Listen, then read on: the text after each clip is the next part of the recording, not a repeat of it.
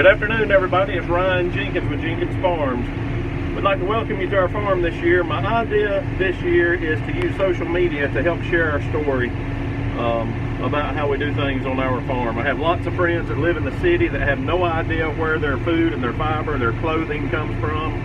I post different videos on Facebook and they really enjoy seeing those, but I'm going to use YouTube to go into a little bit more depth, into more detail of why we do what we're doing. So I hope you'll enjoy that this year. And just bear with me as I'm learning all the tricks of the trade of using YouTube. What we're doing today is we are beginning the first day of burn down season. I'm going to flip this around. So what we're doing is we're spraying a herbicide out here to kill the crop that we've got growing so that we can plant our main crop. This particular field that I'm spraying today is going to become a field of peanuts here in about a month. So what we're doing today is we're killing the cover crop. Many of you would want to know, well, why in the world would you plant a crop just to kill it? That seems like that doesn't make sense. Well, you're right. If you think of it simply, it doesn't make sense. But when you think of all the benefits that come from growing a cover crop, especially in our part of the country, it becomes evident that it's a good practice to use. So here, this is a field of oats. We're killing it. The reason that we have cover crops are, the main reasons that we have cover crops are to reduce erosion. This time of the year, March, you know, they say it comes in like a lion and goes out like a lamb. Well, you can tell it's a little bit windy here today. If this were back in the old days, there would be a lot of dust blowing today. So having a cover crop, having vegetation growing on your ground during the winter, during the off season, if you will, helps protect from both wind erosion and rain erosion. It's very hard for washes to get started. It's hard for wind to blow your soil around.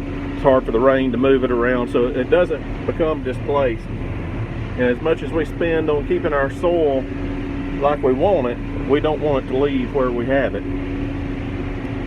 Another reason is to help with weed control, help conserve moisture, help keep nutrients toward the top of the rooting zone. There are all different kinds of reasons to have cover crops. So what we're doing today, this is a sprayer. This is a John Deere 4720 sprayer. Has all kind of neat gadgets in it. You look down here, you can see some of there's the joystick. You can see some of the different displays that are in here. There's all kinds of stuff to do while you're in the sprayer. But actually it's very automated. I'm sorry for getting my hand in the way. Very automated. As we come up to the end here, the computer will sense where we are using the GPS and it'll shut the spray off. This particular sprayer has 5 different sections on it, which will cut off one by one when we pull up to the end of the row. If the field's not square, this becomes a very important part of what we're doing. That way we don't spray any extra chemical that doesn't need to be sprayed on the field. So we come up to the row, you can hear it telling us that the end of the row is approaching. You see the spray start cutting off on its own. I'll slow down a little bit. We'll turn around.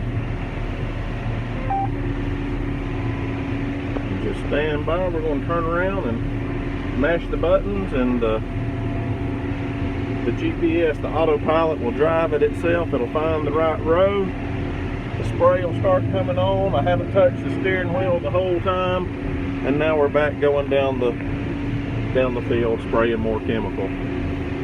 So this is one part. This is the first part every year. We've already pulled soil samples. Next week I'll talk to you about using grid sampling and prescription application.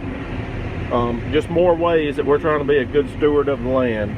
I hope you like my channel. I look forward to sharing our story with you this year. Be safe, stay away from the coronavirus, be kind to people, and I'll see you next week. Thank you.